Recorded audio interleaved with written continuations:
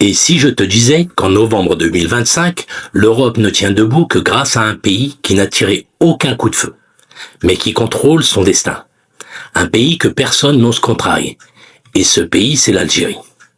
On est en 2025, l'Europe s'apprête à vivre son 4e hiver depuis la guerre en Ukraine. 4 hivers où chaque ministre de l'énergie a vécu dans la même peur. Est-ce qu'on aura assez de gaz pour passer l'hiver? On parle d'un continent entier qui a dépensé des milliards pour remplacer le gaz russe. Des terminaux GNL partout, des contrats à prix d'or avec les États-Unis et le Qatar. Et malgré tout ça, l'Europe dépend toujours d'un seul robinet. Pas Moscou, pas Riyad, pas Washington, Alger. Aujourd'hui, 2 pipelines algériens sauvent des millions d'Européens du froid. Le Transmed qui alimente l'Italie et le Medgaz qui alimente l'Espagne. Sans ces 2 tuyaux, ce n'est pas moins de confort, c'est des usines à l'arrêt, des millions de foyers sans chauffage, des gouvernements qui tombent. Et le plus fou, l'Algérie a déjà prouvé qu'elle pouvait fermer un gazoduc du jour au lendemain. En 2021, elle coupe le GME via le Maroc. 13 milliards de mètres cubes évaporés du marché. Juste pour rappeler une seule chose, la souveraineté n'a pas de prix.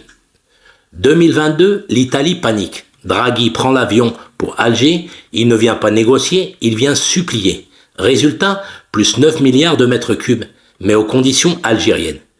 2022 encore, l'Espagne change sa position sur le Sahara occidental. L'Algérie répond par la diplomatie, mais laisse une menace planer.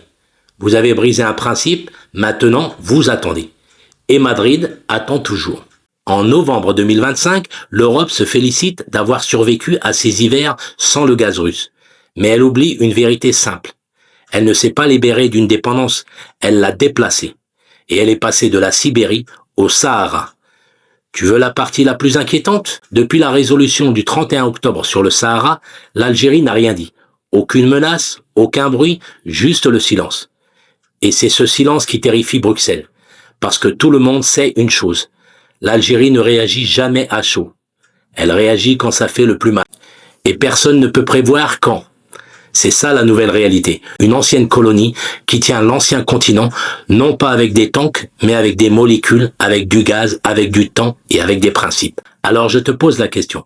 Est-ce que l'Europe sous-estime encore le pouvoir de l'Algérie ou au contraire, est-ce l'Algérie qui a enfin sa revanche géopolitique?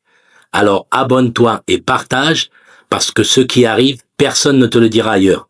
Et surtout, donne ton avis en commentaire, c'est là que le débat commence.